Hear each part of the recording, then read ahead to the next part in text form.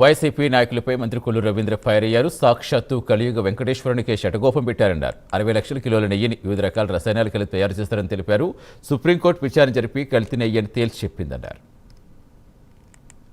అయితే 2019-24 మధ్యలో దగ్గర 60 లక్షల కిలోల నేతిని బోలేబాబా సంస్థ అలాగే వైష్ణవి అనే ఈ 2 సంస్థలు వాళ్ళు తెచ్చినటువంటి నేతిలో కల్తీ ఉందని చెప్పి క్లియర్గా స్పష్టంగా తెలియజేయడం జరిగింది.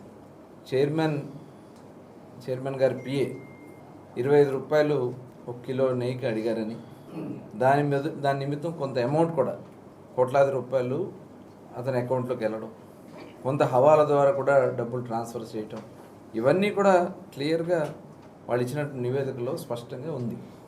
ఇక పూర్తి వివరాలు రావాల్సింది ఉంది.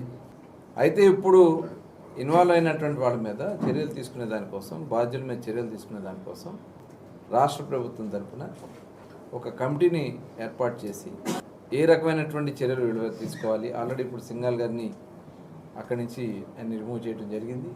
ఇంకా మిగతా వారి మీద కూడా చర్యలు తీసుకోవాల్సినటువంటి పరిస్థితి ఉంది. కాబట్టి దానికి కమిటీ వేసుకోవడం రాష్ట్ర ప్రభుత్వం చాలా సీరియస్గా ఉంది.